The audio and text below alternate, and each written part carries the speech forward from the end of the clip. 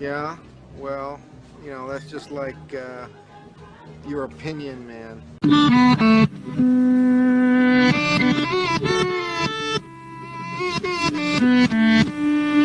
Yeah, yeah, oh yeah, what condition my condition was in. What's going on, Opiners, or just Ernie tonight? Thank you, Ernie1, for holding it down. Just your opinion, man. Derek Papa, by my lonesome. Alon and I did a exhausted breakdown of the NFL draft. I think we went over 2 hours. I think it was 2 hours, 20 minutes last podcast. So I gave Alon the week off. And we'll be back on Sunday, but hopefully there's some new news to discuss. So we're going to keep things brief tonight. I did an interview with my old friend from back in the day from 95.7. John Middlekauff joined me, and I'm going to play the interview. We talked about the draft and what the Raiders did with Fernando Mendoza, what the Niners did, the whole consensus debate about the Niners. Do they reach on picks? And his feelings on Ty Simpson. He's not a fan of the Rams taking him 13 overall. But before we get to that, just want to touch on a few things that's been going on in the news. Steve Kerr. So we got the report from, I think it was Sham Charania and Anthony Slater, Ramona Shelburne, the whole ESPN collective when it comes to Warriors talk or just basketball in general. So it sounds like Steve Kerr, excuse me while I'm punching my mic here. Sounds like Steve Kerr met with Mike Dunleavy Jr. What's going on, Ernie? What's going on, buddy? Thanks for holding things down tonight. And I know everybody's upset with the Giants' loss. I read somewhere today that hey, Pat H2, what's going on, everybody? Yeah, I saw today the note that the Giants lost in walk-offs in a doubleheader. Or actually, no, not even the Giants. This is the first team since 1956 to lose back-to-back walk-offs in the same day. Doubleheader, obviously. That's painful. So glad you guys are drowning your sorrows with a little J-yum.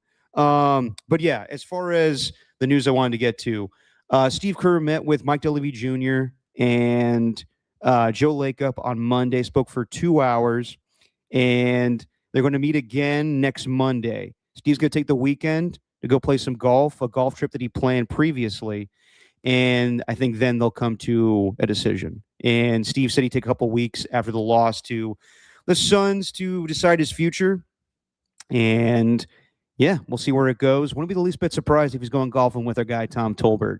What that says to me for them having that meeting for 2 hours, I'm sure that Joe Lakeup, we've heard all the stories, or I guess just the reports, where Joe has stipulations, Steve has stipulations.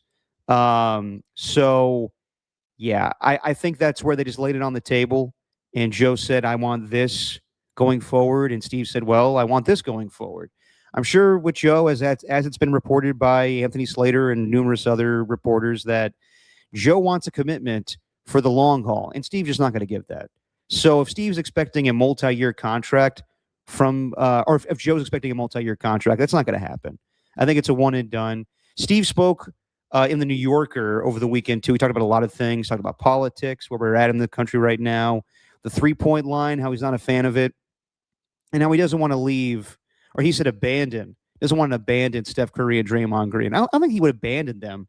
I think it's just at this point, if you're going to go out for one more championship, if you're going to go out and try to get LeBron James and Kawhi or Giannis, all of these pipe dreams, in my opinion, then why not bring Steve Kerr?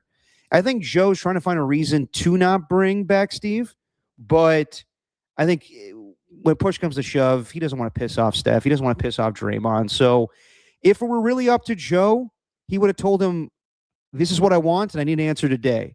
And Steve said, no, I'm not going to give you one. So Joe is not going to push him on it. I think if they were really willing to divorce at this point, it would have happened on Monday. So I'm hopeful. I know that Monty Poole said a couple weeks ago, or maybe just a week ago, that he wrote that it's probably 15% or 20% that Steve Kerr returns. I think that probably increases with the likelihood that he returns. And I think that the fact that they put off this meeting until Monday, I think that that's promising for his return. And I want to read one excerpt from the article, if I could pull it up here real quick. Bear with me, guys. I'm just doing this solo dolo tonight. Okay, from the report, from the article that was written by all of the ESPN collective, Anthony Slater, Ramona Shelburne, so not, and Sham Sharani, I guess, yeah. There's an agreed belief that Kerr still makes sense as the head coach leading a firm playoff contender built around Steph Curry and Draymond Green, but not necessarily the fresh face of a reconstruction. So I know that Joe wants to have a reconstruction. The only way you really have a reconstruction is if you trade away Draymond Green at this point. And really, the rebuild would include moving off of Steph Curry, but that's not going to happen. There's no chance in hell that this owner is going to do what other franchises have done in the past, the 49ers moving off of Joe Montana, or, the Giants saying goodbye to Barry Bonds. There's no chance in hell, in my opinion, that Joe Lacob is going to trade Steph Curry. And if they really want to rebuild, or if they did want to rebuild, they would have done it years ago. They would have traded Klay Thompson. They would have traded Draymond Green. So they're not serious about that. They're trying to go for one last dance, one final reckoning. I think that in order to have that happen this offseason, they need Steve Kerr. So I'm hopeful, and probably we'll talk about it on Sunday with Alon. I'm pretty sure that Steve Kerr's coming back. I'm not going to say I'm 100% confident, but I'm more confident than where I was a week ago. Other news. Juwan Jennings, former 49er, took an interview with the Minnesota Vikings that happened Tuesday night leading into Wednesday, and he left without a deal. And in that situation, I think that, I guess the reports are that Juwan wants a multi-year deal. And at this point, I think Juwan should just take the best deal on the table. And the only deal on the table might be Minnesota. And if it's a 1-year, $15 million deal, then take it. Because you're not going to get much better than that at this point, man. It might be less. It might be 13, but I don't know. Like, Juwan is all about business. He's the best blocking wide receiver in all of football. Minnesota would be a great opportunity for him to play with Justin Jefferson and Jordan Addison. We'll see about Kyler this year, but playing with Kevin O'Connell in that scheme that's similar to Kyle Shanahan, I think he would fit right in. I think, though, the fact that he left without a deal probably means that there's probably another deal on the table or another team that's interested. And his agent, Drew Rosenhaus, is manipulating the phones and trying to see if they could drive up the price with maybe the Chargers. I think he'd be great with the Chargers. Mike McDaniel obviously knows him from the 49er days. The Raiders could use him. They didn't really address their needs with wide receiver. Miami could use him too, Bobby Slowick from the Niner days. But the Dolphins are going to be a dumpster fire this year, so I don't think Juwan wants to go there. There is a rumor out there that the Seahawks are interested. I have no idea how that would work. I just think that right now they have plenty of wide receivers with obviously JSN, Cooper Kupp, Rashid Shaheed, that guy, that rookie, Torrey Horton that they had a year ago. So I don't think he would find a good spot there with the Seahawks. So I think Juwan, I like Minnesota for him. I like the Chargers. I think Juwan needs to sign eventually here. I hope he does, because there's always one guy, and everybody in the chat knows it. There's one guy that I'm fixated on in the offseason, whether it's, was it 2 years ago or 3 years ago at this point? DeAndre Hopkins and Dalvin Cook, Aaron Rodgers last year. I don't need this watch anymore. I don't need Juwan watch. I just want Juwan to sign already. But if I had to guess, he probably has another team interested. But I wouldn't be the least bit surprised if he ends up signing with the Minnesota Vikings. What's up, Danny Golden TV? What's up, man? Good to see you in the chat tonight. And then finally, everyone's talking about this draft with the 49ers, and I got the sun in my eyes right now.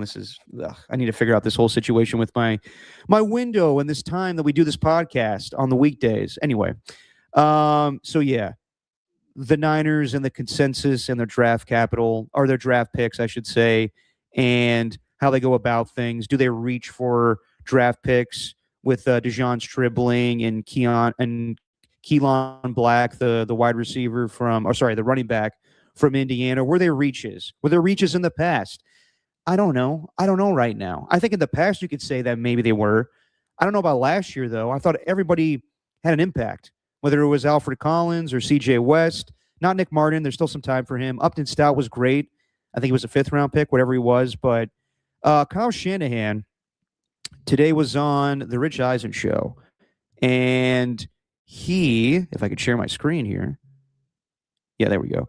He was on the Rich Eisen show and explained his thought process when it comes to um, did he reach for the 2 selections in the second round, in the third round with Deshaun Stribling and Keon Black. And when you look at it all and you take a census of scouts, of coaches, it's a whole process, but you start to get to April and the majority of our place is ranking them up there. And it only takes one other team to look at that way. Now, if someone else has them as their second back, you're gambling that they're not going to go up and take them as the second back right away. You think they're going to try to do the same thing. Hey, everyone's going to look at this as a 5th round guy. Let's take him in the 4th. Well, by the time that the draft came, we feel everyone's looking at this guy as a 4th round pick. And so if everyone's looking at him as a 4th round pick, man, if we want him, I'll take him at 90 in the 3rd. We'll be all right. Everyone hating on us and judging that, like, as long as that's what we feel like. And that doesn't mean you're going to be right. And to me, when it's said and done, they all end up about 50-50. But when you sit there and you truly believe he's going to be a 4th round pick for the league and you take him at 90, what's the gamble there? Hey, man, this will look right if we take him in the 4th round. So let's wait 12 more picks. Well, yeah, that would be awesome. But I've done that so many times in 22 years. And then he goes 2 picks before you. And you're like, man, why did we try to get cute? It was close enough. And kind of the same thing happened with Stribling too. You know, we got introduced to him as like a late 2nd round pick when you're first looking at him. And when I always say, like, you evaluate receivers as a 1st round pick, and then you find someone in the 3rd round who you know is like a 3rd round pick based off of consensus, height, weight, and speed, how the league's viewing them. You know, this guy's a 1st round pick based off height, weight, and speed, how the league's viewing him, maybe his stats, whatever it is, the media attention. And then you're like, all right, do I want to take this guy in the 1st round or I want to take this guy later? Man, I would much rather have this guy at the end of the 2nd than this guy at the end of the 1st. 1, I might think he's better. 2, you can get him later. And that's how it started out with Stribling, because that's how he was advertised. And then the more we watch him, we're like, man, it's not that we just like him because his value is better later. We actually like him more than some of these guys who will probably be taken at the end of the 1st round. And so then, and that's similar to what I said with the running backs. So then you got to go into that. All right, well, everyone in the league did view him for the end of the 2nd. Why is that?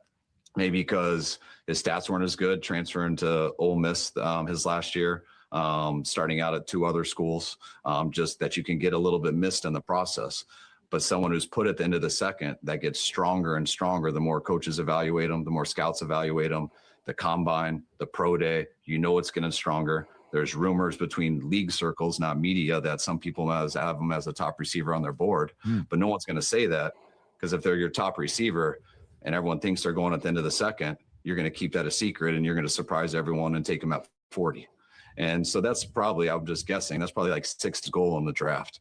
And we're sitting out there at 33. We've already traded back twice and picked up all these picks. So now we got to sit there and debate, man, do we want to go back to 40? Do we want to go back to 39? We think we can get him there. You can based off of perception, but man, based off of our evaluation and me knowing, and a lot of people knowing how other people look at receivers, well, they'll have this guy ranked. Man, I think there's at least a 50% chance he's going before 40. Do we want to sit and find that out? And then you just got to evaluate what that is. If that does happen, where are we going to go and how does that look? And what was cool about having the pick the 2nd day, we could discuss all that stuff for all Friday. And we could think and we could hear stuff. I mean, all the media guys call around the league and they talk to people who everyone promises they're not going to share any secrets, but people aren't that good at that. And so you start to get an idea like, no, this guy's name is very hot and people are all trying to get this dude. They're just trying to win. Can they get him? And there's a lot of times that stuff, like the media is always going to do what they do. And they're right a ton of the time. And we listen to that a ton of the time. But there's always these guys that's like, all right, the media has set this guy as a 2nd. Where can we go steal him? And then you got to decide whether you want to risk that or not. And the risk is, no, we're not going to wait and watch him go at 38 and us be pissed and then tell everyone we were arguing with, told you he was going before 40, told you he was going before 58. Now let's just take that dude at 33 and have everyone hate us, but get a few texts from people around the league being like, man, I can't believe you took that guy. I thought he was going to be there. So it just is what it is. And you'll see who's right and you got to live with it, but you do the best you can. That's Kyle basically saying, well, he's been waiting to have that response for a while now, since Grant Cohn asked that question to John Lynch and him being like, why do you guys reach on your draft picks? And I like Kyle's response there. Whenever Kyle's been, waiting to ask a question or answer a question, I should say. He thought that through, because I'm sure that he was not happy that Grant asked that question, and John Lynch wasn't happy about that question either. But they're pros about it. But yeah, Kyle, whenever he has the opportunity to, either go on with me and Copes on Dirty Work or talk to Rich Eisen or whoever he talks to, and wants to say his rationale for why he has his process with the draft, he thrives in that moment. Because Kyle's smarter than all of us. That is true. And I know that, Pat H in the chat here is upset, saying it's horseshit. They need premium O-line upgrades. I agree with you, dude. I 100% agree with you. But you can't knock the results, though. They are still a winning football team. Could they be better with some of their draft selections to make them go over the top on the Seahawks and the Rams? Absolutely. But Kyle has a strategy. Now, is it, and we'll talk about it with John Middlekauff here when I play this interview, is it the right thing to do to have position coaches pick your players later on in the 4th or 5th round? Probably not. Probably not. But if Kyle likes a guy, he's going to take him. He basically just told you, yeah, I'm well aware we reached on DeJon Stribling. I'm well aware we reached on Kalon Black. But at least we got those players. When I know I want a player in particular, I'm fixated on that guy. And it's no surprise to me. He's basically telling you guys he likes DeJon Stribling way more than Omar Cooper Jr., where he said there was, I start watching this guy, and he's actually better than guys that would probably be there in the late 1st round. It makes total sense, because he is a Juwan Jennings, Deebo Samuel lookalike that's better in contested coverage, man-to-man coverage. So I get it. I know that there's positions that they did not address in left guard. I was on the radio saying they definitely need to take Chase Bissonis, but they did not. They must feel good about their situation with the offensive line. And they say that every year. I can assure you that once we get to training camp and they have that pre-training camp press conference and Tim Kawakami asks his questions and Grant Cohn, everybody in the media asks, how do you feel about your offensive line? John Lynch and Kyle Shanahan are going to say, we feel pretty good about it. Trent Williams signed back. That's all we need. But when Trent is hurt, or when these other guys, it's clear that they're not, they're not great. I think that's something they need to address. And maybe there's somebody this offseason that they could pick up, maybe a veteran free agent. There's some guys with the Browns that haven't been signed yet. They're older players, but I do believe that Kyle, when it comes to the draft, he knows what he wants. So yeah, they could have addressed that need at left guard, but they just chose not to. And they could have addressed the need with, a replacement for George Kittle, but he's confident Jake Tonjes. He also said today that he anticipates that George Kittle will be ready by week 1. I don't know about that. We'll see about that. But yeah, some players some coaches just have their philosophy when it comes to the draft, where it's like John Gruden. There was an article that came in a couple weeks ago with The Athletic. I forget the name of the writer. I think he's a Colts writer, but I think he's more of a national guy now. He wrote a whole thing about John Gruden and how he was a tyrant when it came to the draft, and Mike Mayock would give him all these suggestions, and in the end, he just went with his gut. And I think that Kyle values the opinion of John Lynch and all of his scouts and his coaches. But at the end of the day, if he finds a player that he likes, it's better that he drafted him early than being pissed off that another team took him. So I get that's frustrating, and I know that Kyle has run through a ton of running backs. Pat H went through it last time. I get it. I totally understand the frustration. But let's let it play out with these players in particular. Like, even though they drafted Keelan Black, I'm still learning how to pronounce his name, but I think it's Keelan Black, the running back from Indiana. Everyone tells me he's a good player. Like, initially when I saw him, I was like, this kind of reminds me of Brian Robinson. Then Dieter Kurterbach came on with us, and he knows way more about football and breaking it down, watching the All-22 than me. He was like, no, I like him. They just didn't take him at whatever round it was, the 3rd round. Like, he could have been there in the 5th round or the 6th round. I get that. I know about positional value when it comes to the draft more than most Niner fans. Believe me, I watched Darius Hayward-Bay get drafted, whatever it was, top 10 in the 1st round. That makes no fucking sense. Or Alex Leatherwood a couple years ago with John Gruden. I get it. But these aren't, like, in my opinion, ridiculous moves where Warren Sharp needs to write a whole article lambasting John Lynch. And let's be real, too. It's not John Lynch making these calls. John Lynch is the face of the organization from the front office perspective. But when it comes to personnel, Kyle is telling John, this is what we're doing. This is what we're doing with these players. And sometimes they talk him out of it. I'm pretty sure that's what happened with Mac Jones and Trey Lance, that whole debate. But at the end of the day, Kyle's going to pick who he wants.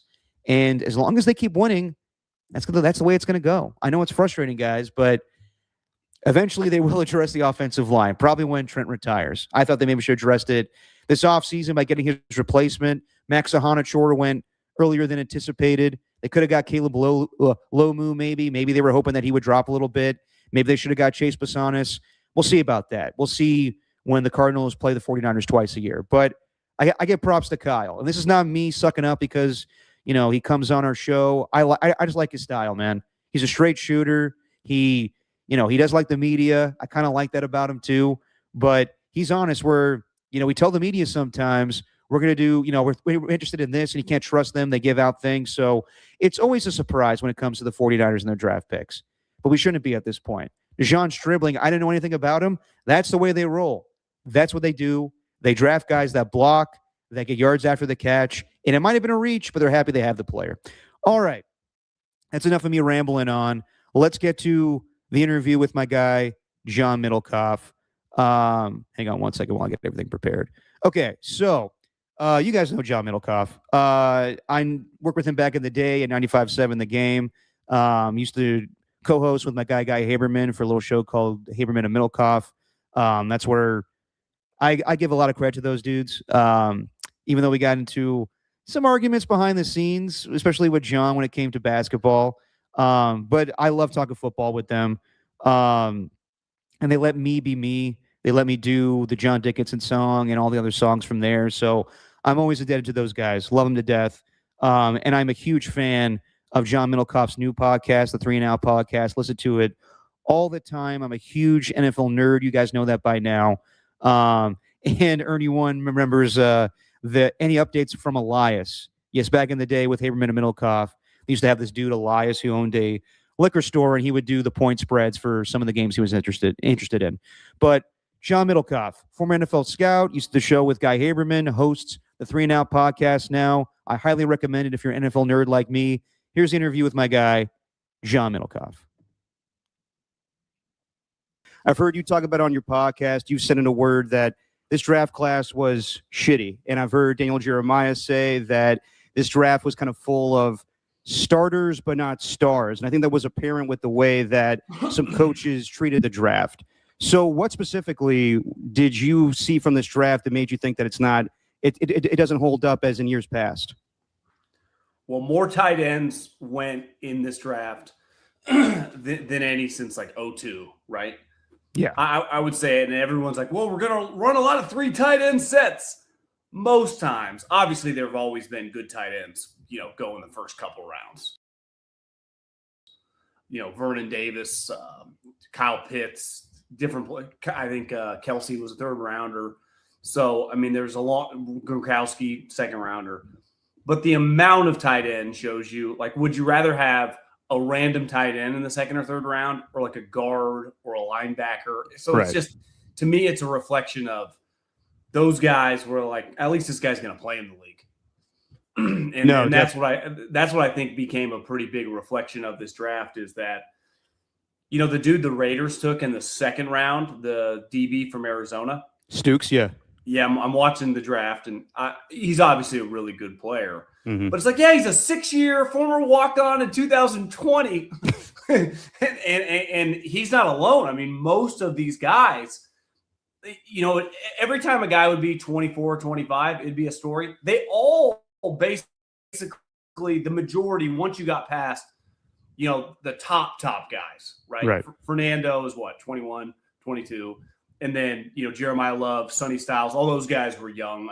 Arvell Reese is like 20. Like, that's normal. You're getting 20, 21-year-olds going really high. Yeah. And then it was just full of like 25-year-olds. It's why I can't – everyone's like, the 49ers. I just don't have the energy in a draft that the 2nd round pick was really controversial.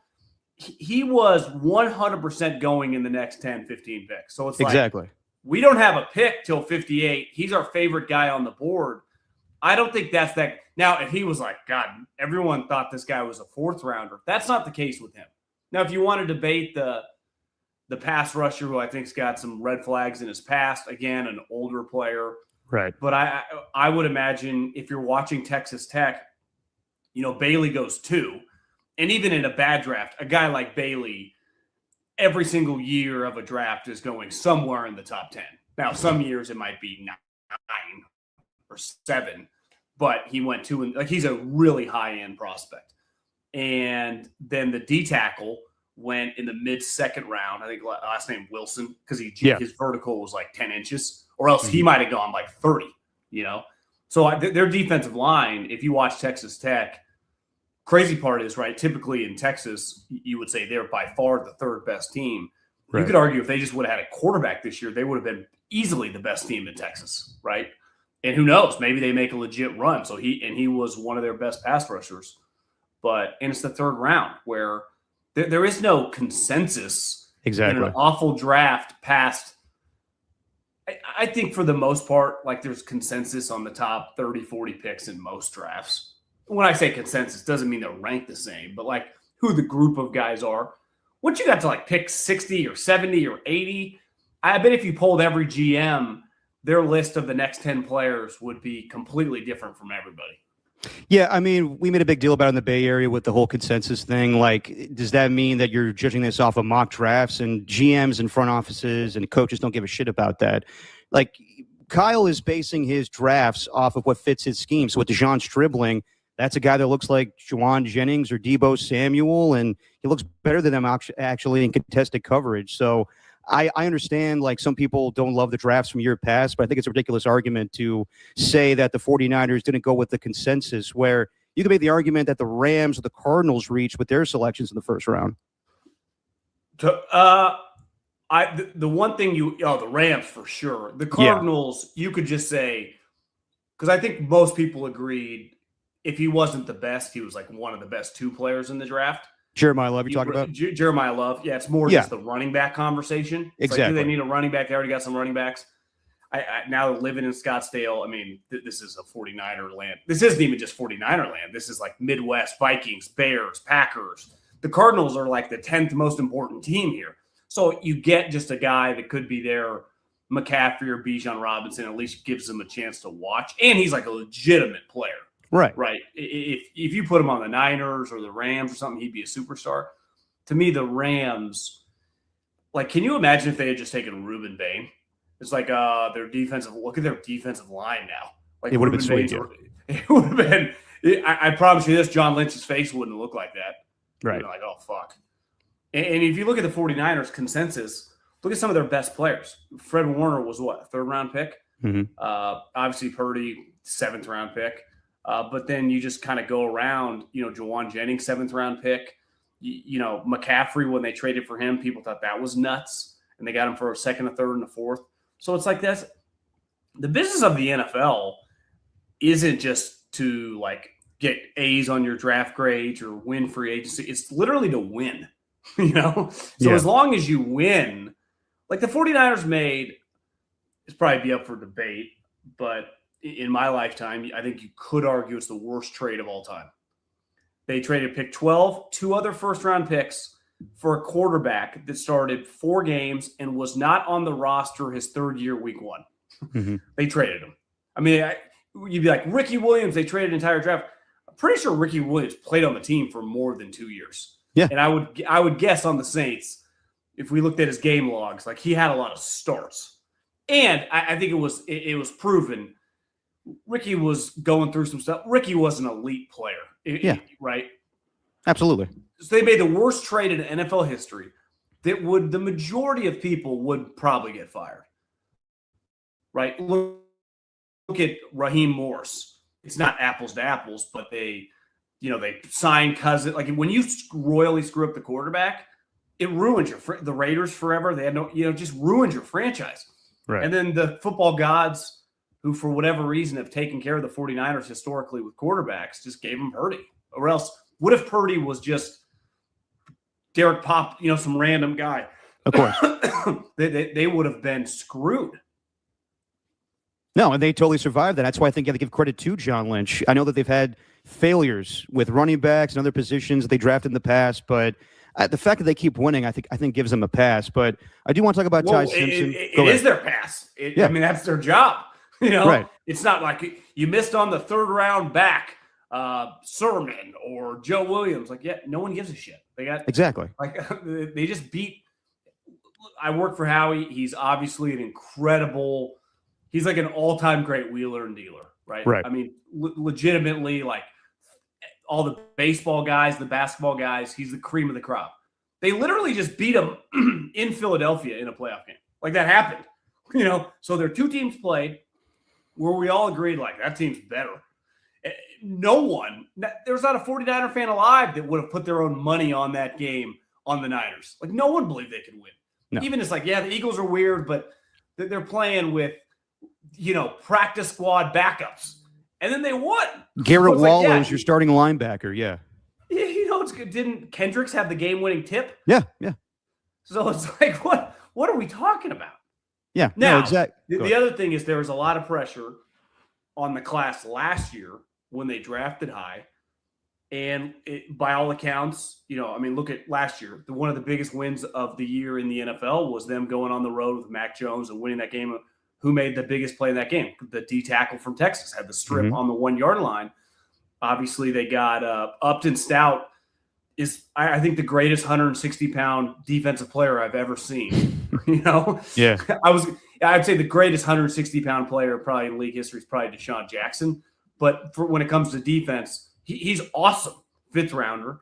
They had an offensive lineman, the dude that might start, the 7th rounder this year. I forget his name. They got, I'm not even talking about the 1st rounder that tore his ACL that was 21 years old, that's 6'5", 270. Yeah, Michael Williams. If that class is good, they'll be okay. And they just need a couple guys from this class. Mainly, they're going to need a receiver. They also need Ricky Pearsall to stay on the field. It's like Ricky Pearsall's good. He just gets injured. No, I mean, absolutely. And when it comes to the way the 49ers do things with the draft, I heard you talk about it like Howie Roseman, he's in full control. I think it's different with Kyle Shanahan. Have you ever heard, though, where Kyle has his position coaches dictate who they draft in later rounds? Is that something that you've experienced in the past with war rooms, or is that out of the norm? If your position coaches are picking, that's insane. I mean, but that's also a coach-driven, John Lynch, everyone taking shots at him. If he was in full control, I would understand. You'd be allowed to be critical, whether it was right or wrong. He's not the boss. Exactly. His job is to kind of facilitate this information. I mean, last year, now, hopefully these guys are good, but Saleh was picking their defensive lineman. Saleh was one and done. Yeah. And they knew. Now, it went probably better. I would have guessed if you would have asked them, they'd probably we're going to get Robert for 2 years. But that's the way the 49ers, you think the position coaches with John Schneider or how? It doesn't mean that those guys aren't active in the draft and you get their their opinions. But can you imagine Al Davis letting a position coach or Bill Walsh? No chance in hell. It wouldn't happen. One, those guys leave all the time. And two, their job, they're coaches, not evaluators. Now, some position coaches are really good evaluators. Right? One point in time, John Harbaugh or, those guys were position coaches. So, yeah, I mean, some guys know it. But some guys do not, And Kyle, the funny part about Kyle is for a guy that is just a football addict, he's not like a media guy. He's not funneling stories to certain reporters. Right. It's not his deal. You would think he would he looks so miserable during the draft. It's he's having a root canal. But even the other coaches, do you notice, especially the older guys like Andy, Sean, they enjoy it. It's just kind of fun. It's just football, kind of geeking out. Kyle looks like he'd rather be hung from a bridge. It's crazy how miserable he looks.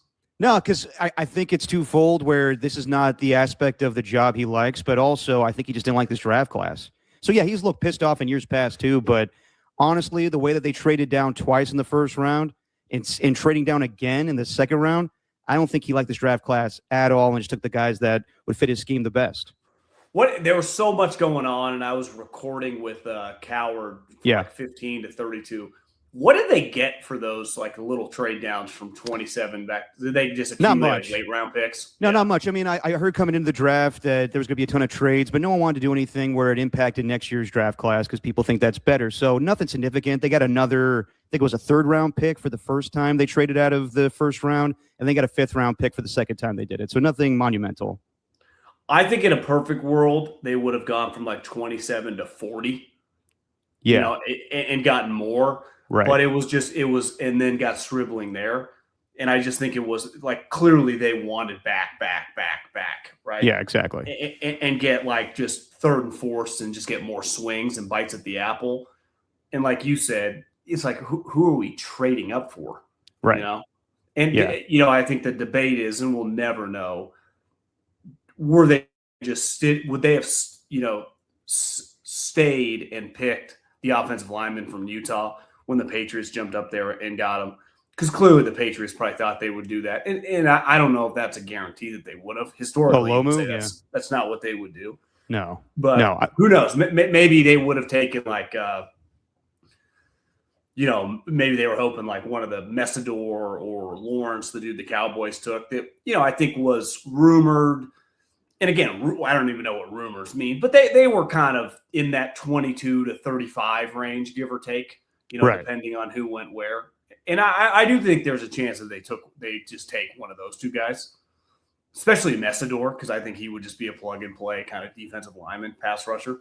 No, the rumor was Malachi Lawrence was their guy, but he obviously went earlier to the Dallas Cowboys. I want to get your thoughts real quick on Ty Simpson, because you've been vocal that you think it's a bad pick, and I understand it. I just think that it's a reach at 13. If they were able to trade down, then you could stomach that a little bit. But the big talking point was what Dan Orlovsky said, that he thought it was QB1 for Ty Simpson over Fernando Mendoza. How big was the drop-off, in your opinion, from Mendoza to Ty Simpson? Well, then I heard Orlovsky yesterday. He's like, well, I thought he was QB1. I never would have taken him that high. You know, he didn't specifically talk about the Rams because he recorded with Will and Taylor before the draft. But he's like, I view him like pick 20. And I think pick 20, you know, I think the argument in football is like, if you're going to take a guy in the second round, you're kind of viewing him as a starter too, right? Let's use Jimmy and Derek that year. When you're taking a guy in the second round, you think those guys could be starters, and both those two guys prove to be like they're starting cat. Like if you're going to take a guy in the top 50, you're going to think he's a starter. To me, when you start taking a guy in the high teens and, you know, from like 15 up, Mac Jones, Ty Simpson, Mahomes, all the way to Mendoza, you're viewing that guy as like your franchise quarterback, right? And I just think it feels like we're shitting on the kid. And obviously you go to Alabama, like he's a real player. Like it's, you know, if he would have played 2 years, maybe he would have a much bigger body of work. But when you're 6'1", you've played one season and you couldn't make it out of that season unscathed, injured, or I mean, healthy. I just think the risk profile is enormous. And he doesn't have like, he's probably got a better arm than Purdy, but it's not by any means some hose. He's not some like elite, you know, Kyler type athlete. So he's a pocket quarterback that's small with a body of work that is really, really small. And I saw Orlovsky's like, one of his things was he had the best drive of the season. I was like, oh, you know, we'll see what drive he's talking about against like Georgia or, you know, Oklahoma. One of the great, it was against Wisconsin. I'm like, Wisconsin, everyone in Wisconsin was begging to fire everybody. Like they were terrible this year. So this is the thing, like you don't get that much. Part of the reason Mendoza, you know, people were debating, and then he had the Ohio State game through the playoffs. It's like look at who he just played.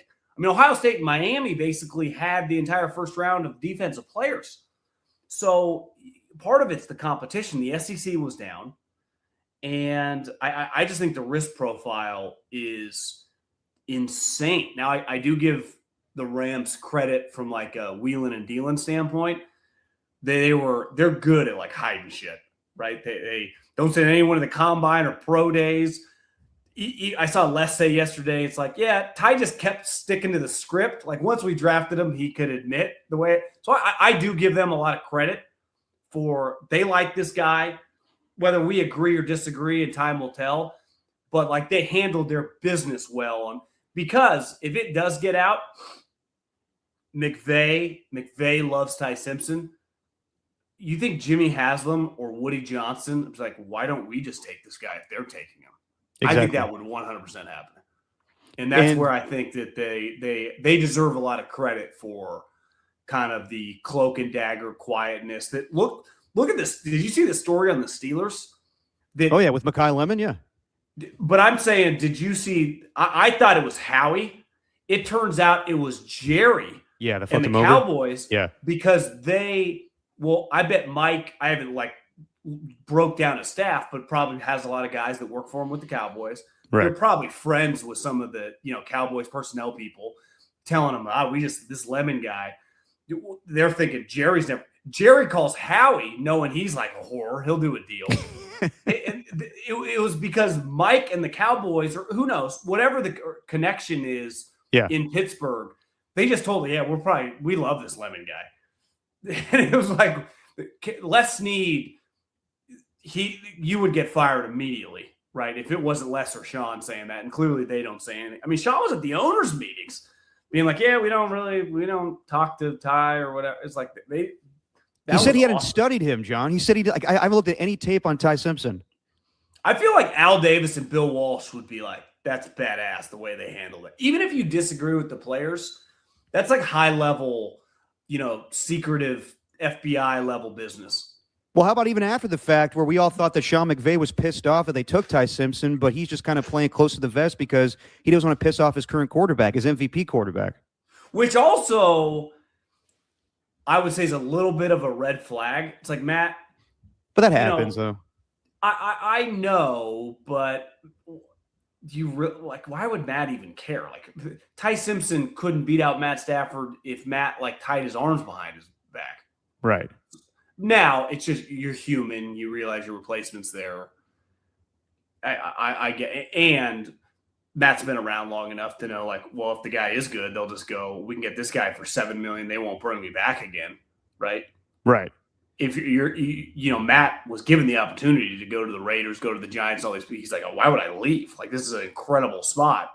So Matt's no dummy. This could be his last. If Ty is good, they easily could just move on next year. Be like, yeah, we're not going to have another contract with Matt, right? Because financially, it's a huge benefit. No, definitely. And we know that Ty Simpson for this season will be backing up Matthew Stafford. Fernando Mendoza is a different story. Just your thoughts on him, because I don't think he's an all-time prospect, if you're going to compare him to Caleb Williams or Trevor Lawrence, but he's in the same vein, I would say, as a Jared Goff or even Cam Ward last year. Just your thoughts on him and the possibility that he does beat out Kirk Cousins despite Tom Brady and Clint Kubiak and Spytek, your guy, everybody involved saying we want him to sit and wait a year. I think it's all going to come down to camp and how the team, the coaches and the players, because now they have a lot of veteran players on the team, especially with Crosby coming back, all the dudes they signed, Linderbaum, Colton Miller. If it's pretty, you remember when Carr and the Schaub thing happened? Of course, it was pretty clear. Now, again, that's not apples to apples. One guy was a high second-round pick, and Matt Schaub was just coming off a year where I think he threw 7 pick sixes his last year in Houston. It was bad. It was a wreck. I think there was a game where he threw back-to-back pick sixes, the only time it happened in NFL history. Yeah, something like that, yeah. It was an all-time Matt Schaub, what's crazy is he ended up playing in the league after that year for 6 more years. But I think Cousins has a huge advantage over the course of the next 2 months. Knows the offense, used to playing under center. I might have misread this, but I think Fernando Mendoza's only been under center 5 times in his college career. If that, man. So the entire offense, right, is predicated on the play action back to so that who knows that transition is not going to be easy. But Cousins also comes in kind of his quotes. He's kind of made that transition. He's open-minded. He's not coming in where I'm Diego Pavia. I'm starting. So I think that helps the whole situation. Yeah. I think they're both kind of easygoing. I just don't think there's any pressure. But if it's clear Fernando's better in the middle of August, he'll be the starter. If he's kind of going through some growing pains. Also, this notion that being comped to Jared Goff or Matt Ryan is like a bad thing. Like if the Raiders get Matt Ryan or Jared Goff for the next 10 years, that's like one of the greatest picks of the last 30 years for the franchise. So, I mean, Derek Carr was a really good player, made like $250 million, led them to multiple playoff games, and, you know, it's not viewed close to as good as Jared Goff. So I think Fernando, there's just going to be a question mark because Carr's a good example of like his first couple of years under Pat Hill, they ran a pro style offense. So he was under center. He had been under center a lot in his life, even though this last couple of years they ran like a spread offense at Fresno. Fernando has never done that. And there's a big, you know, because that was the thing with Jared Goff in college was Sonny Dykes. He just run like, you know, some crazy version of like Leach's spread offense where there's like 2 routes. And it's like plays are like 1 to 9. You know, obviously the Shanahan Kubiak offense is a little more complicated. But by all accounts, one of his greatest strengths is like intelligence. I think the question mark from a talent standpoint, their wide receivers are who? They signed Naylor. They traded Jacoby Myers. They got Trey Tucker and Jack Betch they drafted a year ago. Who, you know, they're going to need to be better. Now, granted, it's hard to judge them on the rookie. You know, I tossed that year. But they're going to need one of those 2 guys to just be like, can you give me 50, 60 catches this year? Right. Because they're going to be, you know, you can't just treat Brock Bowers, you know, like he's Jerry Rice every single game. You know, so it's – and they're going to need – that's the thing with Kubiak, right? You draft Gentry 6, he's going to – you don't need him to be like Bijan or Christian McCaffrey next year, but can you be a guy that we can rely on throughout the season to carry 20, 25 times a game? And I think ideally your defense is just way better. You signed all these defensive guys. You know, you're going to have a motivated Crosby. Problem is the division is just pretty stacked. You know, the Chiefs are clearly going to be a lot better. The Chargers and the Broncos are just good, right? Like we know for a fact, just like those 2 teams are going to be good. Right. Even though did Bo Nix have like surgery today or something again? Yeah, he had to do a follow-up one. They still anticipate he's going to be ready for training camp, but he's going to miss all the OTAs and everything, yeah. So Sean Payton took a lot of shit from being like, yeah, Bo Nix's ankle's got some issues. Everyone's like, that's not true. It's like, well, are we sure he's got like a degenerate ankle or something? Something to keep an eye on. No, definitely. And Bo Nix, like, I guess came out of the media and said, I don't know why he's throwing that out there. But, yeah, Sean Payton definitely knows what he's talking about. Last one for you because now you got to run. You probably shouldn't do that about your own player, but still. Yeah, no, definitely. I texted you the night that Crosby, the whole deal fell through, and I thought it was bullshit. I thought Eric DaCosta was definitely doing bad business. He just did an interview with Mike Silver where he's talking about how it was painful to renege on the deal. I get all that and the perception, but to me, it still smells bad. Like, I still think you get all that information ahead of time. I could be naive to that, but the fact that they offered up you clearly do. Yeah, exactly. So to give up 2 first-round picks and then you're not happy with the medical, should you have given up 2 first-round picks in the first place? I still think it's bad business.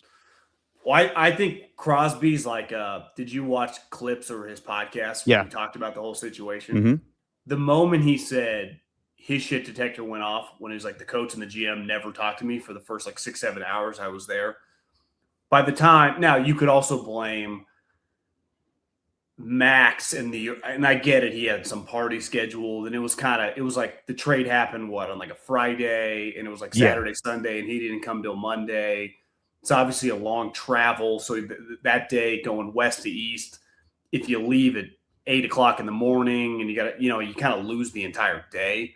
So by the time you go there Tuesday, I do think it's fair. Like you don't need to be some conspiracy theorist to say by the time Max showed up, they were out. Right. And they just needed to go through the quote unquote fake process to just justify their out. But I was never with the Eagles when we made a trade of that magnitude. But my job, especially my first year there, was always picking guys up, right, at the airport. So, and the airport was pretty close to the facility. The first thing you did, my second year there, we traded for D'Amico, who had torn an Achilles and he was never quite the same, but it was like a 3rd or 4th round pick. First thing you do is take him to Howie or Andy. And then from Howie, they go to Andy, or Andy, they go to Howie. As a first person, you don't need to be a first round trade. If you are a veteran player of quote unquote name recognition, you know, if it's some random guy, yeah, maybe you take him to the training room. If you traded for Max Crosby and, you know, one, like the Dom of that team would pick him up, you know, it'd be a big deal. If the coaches and GM don't meet him at the front, the coordinator, you take him immediately to the office. To just, hey, how you doing? You just to kind of to give him a big hug, to talk, tell you that's the number that happens. Most of these videos that come out for teams, it's like the coach is waiting for him at the front door. It's absolutely that. And Max is just, he's never been through this, but he's no dummy. He's like, yeah, that was weird. No, so they were out. They were out. And maybe it was if Max had flown, like they traded for him on a Friday and he had been there that Saturday, maybe it just goes through, right? So fresh and they're just in. I think the multiple days and the Hendrickson thing, his market, because I remember talking to someone in the league that was like, yeah, he's asking for like 4 years, 40 a year and wants like 120 guaranteed. And they're like, the whole league was like, you're crazy, buddy. But once they could get him for like $60 million guaranteed, and, you know, I think he's like $25 million a year, that they just did that. Which to me, he's a pretty risky, like he's a guy coming off a major injury. He missed half of last year with like a lower body injury where he needed surgery. So this and he's older. Yeah, he doesn't play. He's not as good as Max. No, but you know, you don't have to give up. You get Trey and you get the guard from Penn State. Where with Max, you just get Max. What do the Raiders would have taken with pick 14? It probably would have taken like the guard from Penn State. Yeah, probably that, or they probably would have taken another wide receiver, maybe Obar and Cooper Jr., but that would have been a little high. No, they definitely would have been happy with 2 first-round picks the next 2 years. And the biggest crock could have taken Mekhi Lemon, I guess. It's a little high, but they definitely could have. But the biggest crock of shit to me was DeCosta saying we wanted Trey Hendrickson with Max Crosby. There was no way in hell they were going to be able to afford both guys. That's insane. Yeah, you just wouldn't. You know, it's one thing with the Bengals because Burrow, like most teams, would not have a $35 million wide receiver, like a $28 million receiver. Yeah. But those 2 guys were drafted. They're their guys. Burrow's like mandating they do it. So it was kind of a unique situation. Yeah. But you would never get 2 guys that aren't your guys and pay a combined, Max makes 60 million. Yeah. 29 and 32 years old. Right, coming off injuries, that you just wouldn't. And the Ravens just don't really operate like they're not some splashy team. So it was they weren't used to doing that, and then they were clearly really uncomfortable with it all, and then had multiple days to think, and then just backed out. But I think the thing that's very unique about this. Yeah, because I do think it was really hard for Max to kind of quote unquote to make like he loves the Raiders, and I just think he's much more happy just staying. And even though this year, you know, it's going to be hard for them to win. Like they could be way better and win like 6 or 7 games. You know, well, he's going to be happy until the trade deadline, and then we'll talk about this whole thing all over again. Real quick, what do you think Howie gets for AJ Brown post June 1st? I mean. Do they get the Patriots first rounder? Feels a little rich, doesn't it? Not for 2027, but Schefter's saying 2028. So it's like a 3rd rounder next year and a 1 the following year, something like that. Yeah.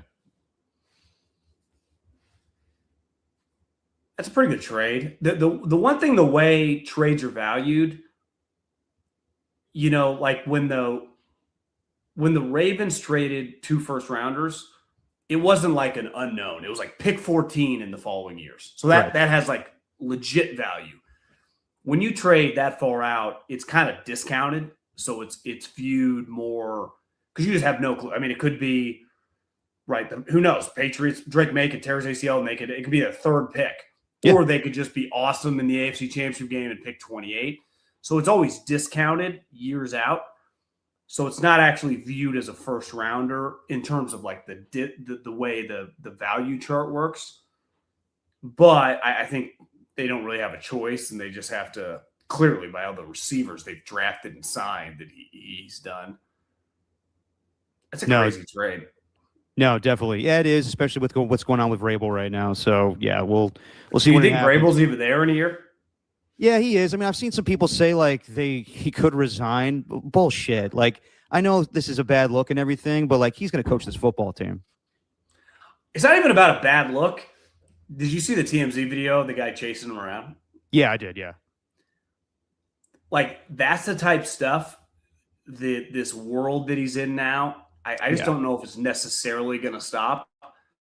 And I get these guys do this for a living, these TMZ type guys. Typically, they're like little actors or Kardashians or whatever. Yeah. Mike Vrabel's 6'4", 275. And I'm sure he's telling himself, like, I just keep your head down. If he did snap, that would be, of all the people TMZ go after, that would be the last type person. If they, if the actors snap, what are they going to do? Throw your camera? If that guy snapped, you'd be screwed. Oh God. I mean, now if he did, his career would be over. So he's telling, and like his team couldn't respect him in the sense that, they would get crushed if they ever lost their cool. But how long can he handle that as a human being?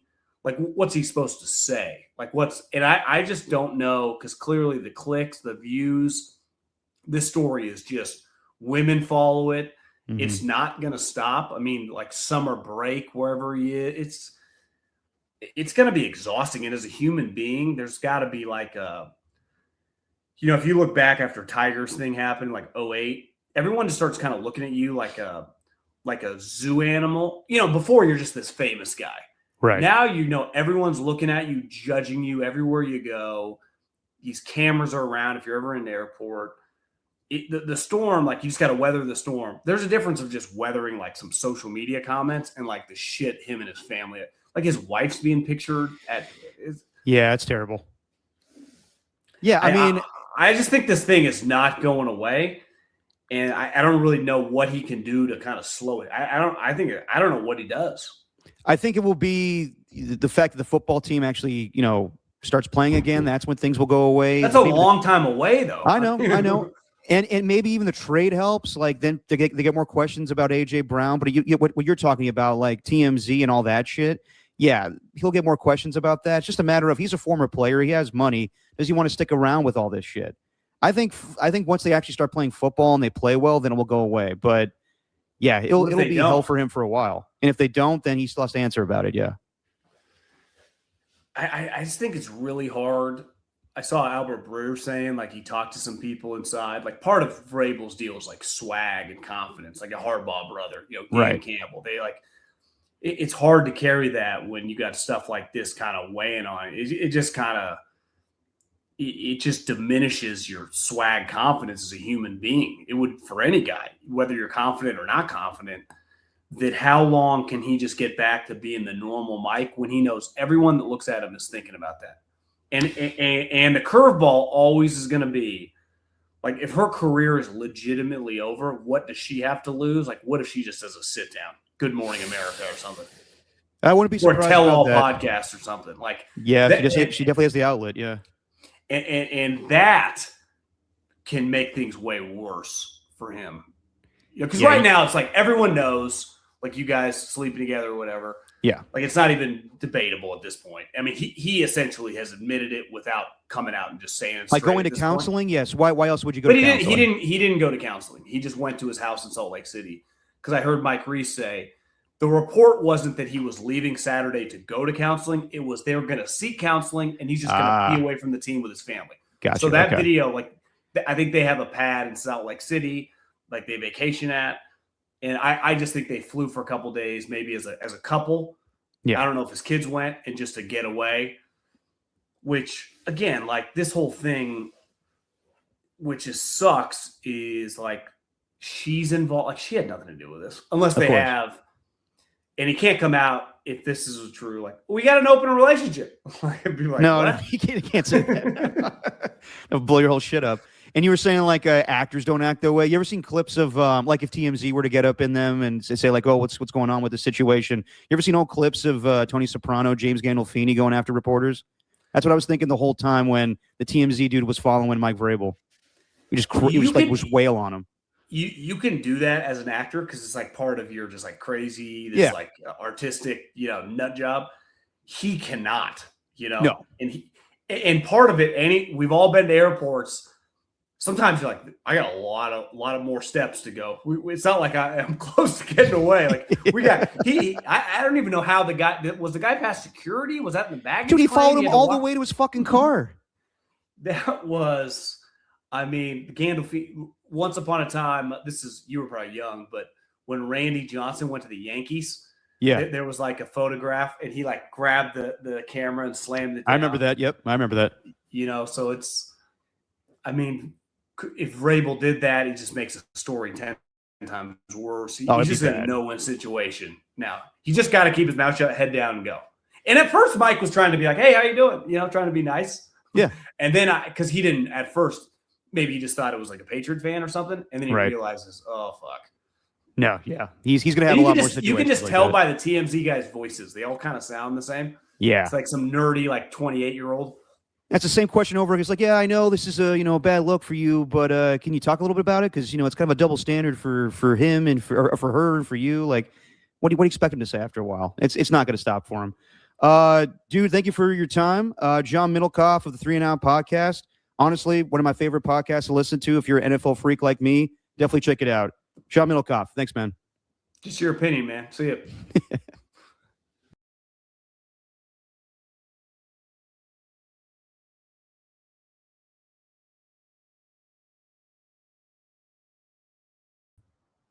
There we go. So there you go. There's John Middlekauff. Thanks again to John Middlekauff for joining the show. I think it's the second time he's done that since we've done this thing. Just your opinion, man. So yeah, we're gonna wrap things up tonight. I saw earlier today. I think me and Alon will get more into the NBA playoffs. God, the beatdown that the Knicks put on the Hawks today. Good Lord, won by 51, 140. Is there no audio? You got it? Okay, cool. 140 to 89. Was it just like 5 Kumingas on the court for the Hawks? Good Lord. I'm kidding, obviously.